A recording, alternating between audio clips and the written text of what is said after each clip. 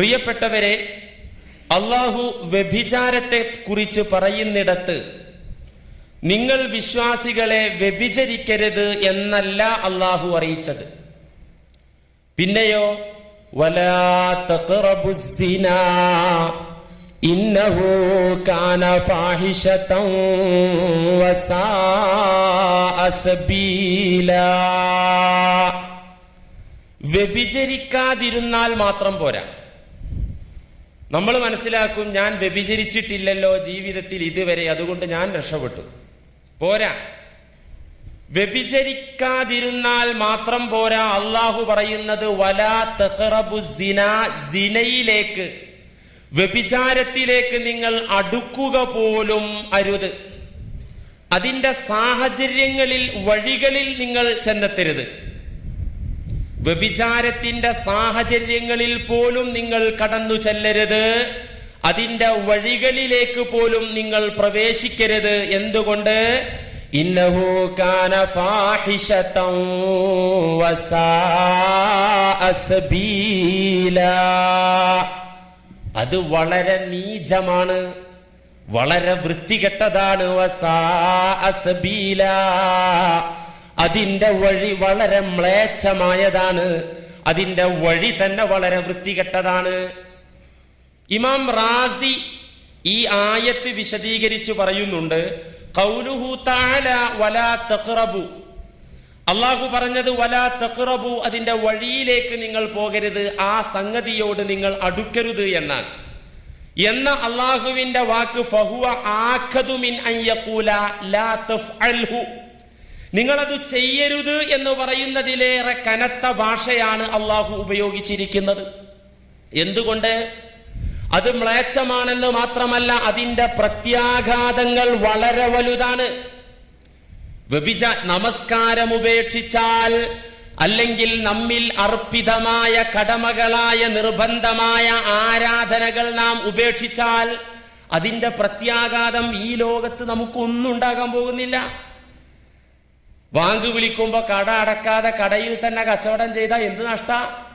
ആ സമയം കൂടെ നന്നായി കച്ചവടം ചെയ്യാമെന്നല്ലാതെ ഭൗതികമായ വീക്ഷണത്തിൽ ഒരു നഷ്ടം വരാനില്ലല്ലോ. പാരത്രിക നഷ്ടമാണ് വരാനിരിക്കുന്നത്. എന്നാൽ വ്യഭിചാരത്തിന്റെ അതിരുവിട്ട ലൈംഗികതയുടെ പ്രത്യാഘാതം ആഖിറത്തിൽ മാത്രമല്ല, അതിന്റെ പ്രത്യാഘാതങ്ങൾ ഇവിടെ വെച്ച് തന്നെ അനുഭവിക്കേണ്ടി വരും മനുഷ്യർ. പല നിലയിലുമുള്ള ബുദ്ധിമുട്ടുകൾ, ശിക്ഷകൾ ഈ ലോകത്ത് നിന്ന് തന്നെ അത്തരത്തിലുള്ള ആളുകൾ ഏറ്റുവാങ്ങേണ്ടി വരും. ഇമാം റാസി തുടർന്ന് ഈ ആയത്ത് വിശദീകരിച്ചു പറയുന്നു, അസ്സിന യശ്തമിലു അലാ അൻവാഇൻ മിനൽ മഫാസിദി, വ്യഭിചാരം ഒരുപാട് ദുരന്തങ്ങൾ വിതക്കുന്നു, ഒരുപാട് നാശങ്ങൾ ഉണ്ടാക്കി തീർക്കുന്നു. പ്രധാനപ്പെട്ട നാശം ഇഖ്തിലാത്തുൽ അൻസാബ്, കുടുംബ ബന്ധങ്ങൾ ഛിന്ന ഭിന്നമാകുന്നു, തറവാടിത്തം നഷ്ടപ്പെടുന്നു.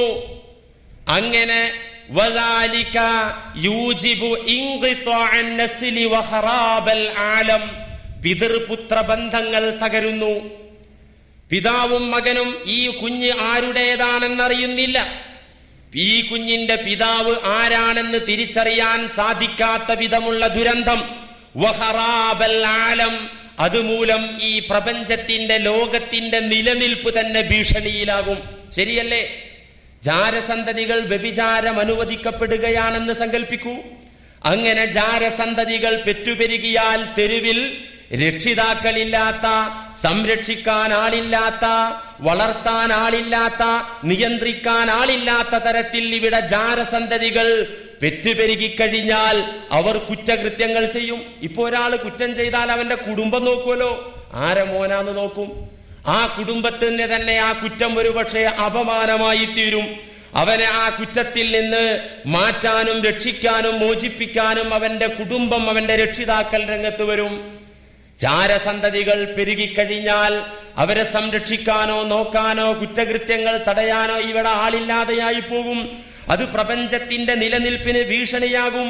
മാത്രമല്ല, കുട്ടികളുടെ കാര്യത്തിൽ സംശയമുണ്ടാകും. അല്ലെങ്കിൽ തന്നെ സംശയമാണ്, ആശുപത്രിയിൽ നിന്ന് പ്രസവിച്ച് വന്ന ഇത് മാറിപ്പോയോ, അല്ലെങ്കിൽ ഇവള് എന്നെ വഞ്ചിച്ചോ, ഇവളെന്നെ പറ്റിച്ചു കളഞ്ഞോ, ഈ സംശയം പണ്ട് തന്നെയുണ്ട്, നൂറ്റാണ്ടുകൾക്ക് മുമ്പ് തന്നെയുണ്ട്. നബി സല്ലല്ലാഹു അലൈഹി വസല്ലമ തങ്ങളുടെ കാലത്ത് സുന്ദരനായ വെളുത്ത നിറമുള്ള ഒരു സഹാബി അല്ലാഹുവിന്റെ റസൂൽ സല്ലല്ലാഹു അലൈഹി വസല്ലമ തങ്ങളുടെ മുന്നിൽ വന്ന് പരാതി പറഞ്ഞു. നല്ല വെളുത്ത ആള്, സുന്ദരനായ സഹാബി. എനിക്കൊരു പരാതി പറയാനുണ്ട് റസൂലേ. പ്രവാചകർ ചോദിച്ചു, കൂട്ടുകാരാ, നിന്റെ പരാതി എന്താണ്? ആ സ്വഹാബി പറഞ്ഞു, യാ റസൂലല്ലാഹ്, എന്റെ പരാതി, അങ്ങനെ കാണുന്നുണ്ടല്ലോ, ഞാൻ വെളുത്ത ആളാണ്. എന്റെ ഭാര്യ ഒരു കുഞ്ഞിനെ പ്രസവിച്ചു. എന്റെ ഭാര്യ പ്രസവിച്ച കുഞ്ഞ് കറുത്ത കുഞ്ഞാണ്. അതുകൊണ്ട് തന്നെ അത് എന്റേതാണോ എന്നെനിക്ക് ബലമായ സംശയമുണ്ട്. അതുകൊണ്ട് ഈ പ്രശ്നത്തിൽ ഞാനും ഭാര്യയും തമ്മിൽ ഭിന്നിപ്പിലും പിണക്കത്തിലുമാണ്. അതുകൊണ്ട് ഇതിനൊരു തീരുമാനം ഇവിടെ നിന്നു തരണമെന്ന് പരാതിപ്പെട്ടപ്പോ ഖാല റസൂലുള്ളാഹി സ്വല്ലല്ലാഹു അലൈഹി വസല്ലം, ഈ ലോകം കണ്ട ഏറ്റവും വലിയ നീതിമാൻ അവിടെ വിധിച്ചത്, സഹോദരാ, നിങ്ങൾക്ക് അബദ്ധധാരണ വന്നു. നിങ്ങളുടെ ആ ചിന്ത ശരിയല്ല, നിങ്ങളുടെ ആ കാഴ്ചപ്പാട് തെറ്റാണ്. നിങ്ങളുടെ ഭാര്യ നിങ്ങൾ വഞ്ചിച്ചു എന്നതിനൊരിക്കലും നിങ്ങളുടെ കുഞ്ഞിന്റെ നിറം തെളിവല്ല. എന്നിട്ട് നബി സല്ലല്ലാഹു അലൈഹി വസല്ലമ വിശദീകരിച്ചു ഒരു ഉദാഹരണത്തിലൂടെ. നിങ്ങൾ ഒട്ടകത്തെ കണ്ടിട്ടില്ലേ? ഒട്ടകം പ്രസവിക്കുന്നു, 1, 2, 3, 4, 5 കുഞ്ഞുങ്ങളെ പ്രസവിക്കുന്നു. ഈ ഒട്ടകം പ്രസവിച്ച കുഞ്ഞുങ്ങളെല്ലാം വിവിധ വർണ്ണത്തിലാണ്. ആണൊട്ടകത്തിന്റെയോ പെണ്ണൊട്ടകത്തിന്റെയോ നിറത്തിലല്ലാതെ വിവിധ വർണ്ണങ്ങളിൽ ഒട്ടകത്തിന് കുഞ്ഞുണ്ടാകുന്നത് നിങ്ങൾ കണ്ടിട്ടില്ലേ? ഇതിനെല്ലാം പ്രപഞ്ചനാഥൻ അല്ലാഹു റബ്ബുൽ ഇസ്സത്തിന് സാധിക്കും. അതുകൊണ്ട് നിങ്ങൾ അങ്ങനെ വിചാരിക്കരുത്, നിങ്ങളുടെ ധാരണ പിശകാണ് എന്ന് പറഞ്ഞ് തിരുത്തി കൊടുക്കുക ചെയ്തത്.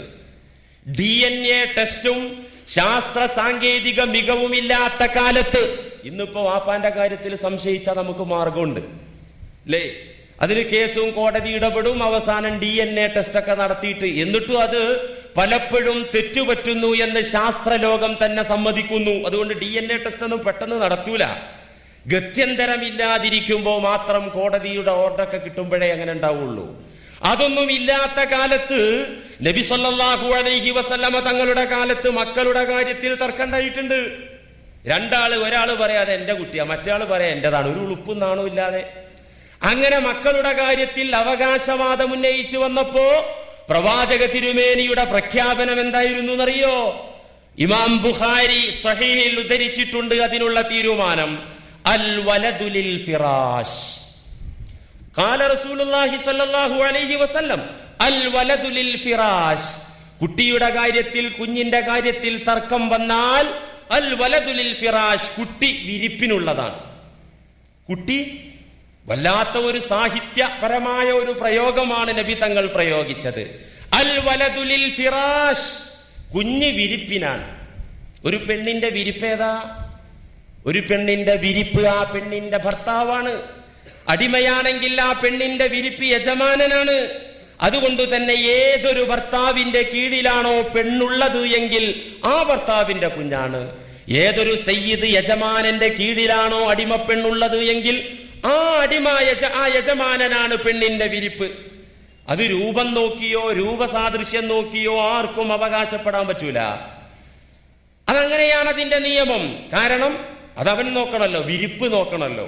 പെണ്ണിന്റെ ആരാണോ പെണ്ണിന്റെ അധികാരി, പെണ്ണിന്റെ സംരക്ഷണം ഏറ്റെടുത്തിരിക്കുന്ന പുരുഷൻ ആരോ അവന്റെ ബാധ്യതയും അവൻ അവകാശപ്പെട്ടതുമാണ് കുഞ്ഞ് എന്ന് നബി സല്ലല്ലാഹു അലൈഹി വസല്ലമ പ്രഖ്യാപിക്കുകയുണ്ടായി. ഞാൻ പറഞ്ഞു വരുന്നത് ഈ ഇഖ്തിലാത്തുൽ അൻസാബ്, നസബകൾ, തറവാടുകളെല്ലാം തകർന്നു പോകുകയും ജാരസന്തതികൾ ഇവിടെ പെരുകുകയും ചെയ്യും. മാത്രമല്ല, വ്യഭിചാരം അനുവദിക്കപ്പെട്ടാൽ, ഒരു ജാരസന്തതി ജനിച്ചാൽ, തറവാടില്ലാത്ത ഒരു കുഞ്ഞിവിടെയുണ്ടായാൽ, അനുവദിക്കപ്പെട്ട വിവാഹ ബന്ധത്തിലൂടെയല്ലാതെ ഒരു കുഞ്ഞ് ജനിച്ചാൽ അവൻ പിഴച്ചു. അവൻ പിഴച്ചു എന്ന് മാത്രല്ല, അവൻ കല്യാണം കഴിച്ച് ഹലാലായ രീതിയിൽ തന്നെ വിവാഹം ചെയ്ത് നിക്കാഹ് ചെയ്ത് കുഞ്ഞുങ്ങളുണ്ടായി. ആ കുഞ്ഞുങ്ങളും ആ കുഞ്ഞുങ്ങളുടെ കുഞ്ഞുങ്ങളും ആ പരമ്പര തന്നെ പിഴച്ചു. എന്തുകൊണ്ട്? പിതാവിന് പിഴവ് പറ്റി, പിതാവ് പിഴച്ചാളാണ്. ആ പരമ്പര തന്നെ അങ്ങ് പിഴച്ചു പോകുന്നു. ഒരു പരമ്പരയുടെ പരിശുദ്ധി നഷ്ടപ്പെടാൻ ഇത് കാരണമാകുന്നു. മൗലിദിൽ നമ്മൾ ഓതാറുണ്ടല്ലോ, ഹത്താ അഖ്റജനി അല്ലാഹു മിൻ ബൈനി അബവയ്യ വലം യൽതഖിയാ അലാ സിഫാഹിൻ ഖത്ത്. അല്ലേ, നബി സല്ലല്ലാഹു അലൈഹി വസല്ലമ തങ്ങളുടെ ഒരു ഹദീസാണ് ആ മൗലിദിൽ ഉദ്ധരിച്ചിട്ടുള്ളത്. നബി തങ്ങൾ പറയുന്നു, എന്നെ അല്ലാഹു എന്റെ മാതാപിതാക്കളിലൂടെ പുറപ്പെടുവിച്ചു, എന്നെ ഈ ഭൂലോകത്തേക്ക് കൊണ്ടുവന്നു. വലം യൽതഖിയാ അലാ സിഫാഹിൻ ഖത്ത്. ഒരിക്കലും എന്റെ പിതാക്കന്മാരോ മാതാക്കന്മാരോ വ്യഭിചരിച്ചിട്ടില്ല. എന്റെ പിതാക്കളുടെ പരമ്പരയിൽ അവിഹിത വീഴ്ച നടന്നിട്ടില്ല. അതുകൊണ്ട് തന്നെ എന്റെ പരമ്പര പരിശുദ്ധമാണ്, പിഴവ് പറ്റിയിട്ടില്ല. അള്ളാഹു എന്റെ പിതാക്കന്മാരുടെ പരമ്പരയെ പരിശുദ്ധമാക്കി എന്ന ഹദീസാണ് ആ മൗലിദിൽ ഉദ്ധരിച്ചിട്ടുള്ളത്. അതുകൊണ്ട് ഇതിന്റെ പ്രത്യാഘാതം, ഇതിന്റെ നാശം ചെറുതല്ല. ഒരു പരമ്പരയെ തന്നെ, ഒരു തലമുറയെ തന്നെ പിഴപ്പിക്കുന്ന പതിവ്, ആ ഒരു അവസ്ഥയിലാണ് ഇത് ചെന്നെത്തുന്നത്. മാത്രമല്ല, വ്യഭിചാരം അനുവദിക്കപ്പെട്ടാൽ തീർച്ചയായും ലോകത്ത് കൊലപാതകങ്ങൾ അധികരിക്കും. ഒരു പെണ്ണ് ഒരാൾക്ക് വഴങ്ങുന്നു, മറ്റൊരാൾക്ക് വഴങ്ങാതിരിക്കുമ്പോ അവിടെ സംഘട്ടന ഉണ്ടാകും, അക്രമമുണ്ടാകും. ലോകത്തെ ഒന്നാമത്തെ കൊലപാതകം ഒരു പെണ്ണിന്റെ വിഷയത്തിലാണല്ലോ. ആദം സന്തതികൾ ഖാബീൽ ഹാബീലിനെ വധിച്ചതിന്റെ അടിസ്ഥാന കാരണം പെൺകാര്യമാണല്ലോ, സ്ത്രീ വിഷയമാണല്ലോ. ഇത് അള്ളാഹു നമുക്ക് പറഞ്ഞു തന്ന സംഭവമാണ്. അതുകൊണ്ട് തന്നെ വ്യഭിചാരത്തിന് ലൈസൻസ് ഉള്ള രാജ്യങ്ങളിൽ ഫ്രീ സെക്സ് നിയമമുള്ള രാജ്യങ്ങളിലൊക്കെ തന്നെ പെണ്ണിന് വേണ്ടി കൊലപാതകങ്ങൾ നടക്കുന്നുണ്ട്. ലോകം കണ്ട വലിയ സാഹിത്യകാരനാണ് ഷേക്സ്പിയർ. അദ്ദേഹത്തിന്റെ പ്രസിദ്ധമായ ഒരു നാടകമാണ് ആന്റണി ആൻഡ് ക്ലിയോപാട്ര. ഇവിടെ ബിരുദത്തിന്, ഇംഗ്ലീഷ് BA ബിരുദത്തിനൊക്കെ പഠിക്കുന്ന വിദ്യാർത്ഥികൾ ആ നാടകം പഠിക്കാറുണ്ട്, ഇംഗ്ലീഷ് ഭാഷ പഠിക്കാൻ വേണ്ടി. എന്താണ് ആന്റണി ആൻഡ് ക്ലിയോപാട്ര എന്ന നാടകത്തിന്റെ ഇതിവൃത്തം? സീസർ ചക്രവർത്തിയും സീസർ ചക്രവർത്തിയുടെ കാമുകിയായ ക്ലിയോപാട്രയും തമ്മിലുള്ള ബന്ധമാണ് ആ നാടകത്തിലെ ഇതിവൃത്തം. സീസർ ഭരണകൂടം ചരിത്രത്തിൽ വളരെ വ്യക്തമാണ്. സീസർ ഭരണകൂടം ലോകത്ത് നിലനിന്നത് അധികാരത്തിന് വേണ്ടിയായിരുന്നില്ല. പിന്നെയോ നൈലിന്റെ പുത്രി എന്ന അപരനാമത്തിൽ അറിയപ്പെടുന്ന ക്ലിയോപാട്ര എന്നു പേരുള്ള അതീവ സുന്ദരിക്ക് വേണ്ടിയാണ് സീസർ ഭരണകൂടം നിലനിന്നത്. ജൂലിയസ് സീസറും കാമുകിയായ ക്ലിയോപാട്രയും തമ്മിൽ സുഖമായി കമിതാക്കളായി ജീവിച്ചപ്പോ അവരുടെ ജീവിതത്തിൽ അസൂയ പൂണ്ട് ആഗ്രഹം ജനിച്ച് ബ്രൂട്ടസ് വരുന്നു. ബ്രൂട്ടസ് സീസറെ വധിക്കുന്നു. എന്തിനു വേണ്ടി? അധികാര കസേരയ്ക്ക് വേണ്ടിയല്ല, സുന്ദരിയായ പെണ്ണിനു വേണ്ടി.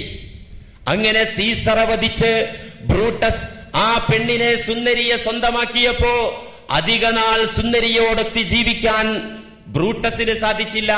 മാർക്ക് ആന്റണി എന്ന് പറയുന്ന ആള് വന്ന് ബ്രൂട്ടസിനെ വധിക്കുന്നു. അങ്ങനെ കൊലപാതകത്തിന്റെ പരമ്പരയാണ് ഷേക്സ്പിയർ ആ നാടകത്തിൽ വിവരിക്കുന്നത്.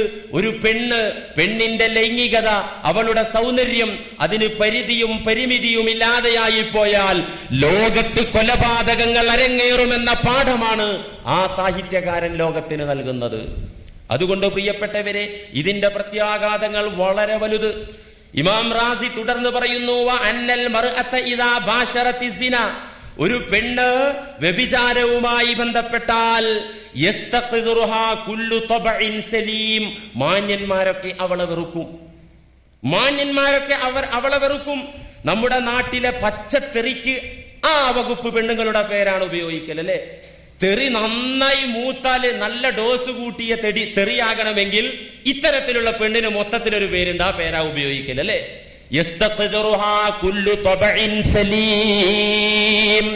മാന്യന്മാരെല്ലാം അത്തരം പെണ്ണുങ്ങളെ വെറുക്കും. മാത്രമല്ല,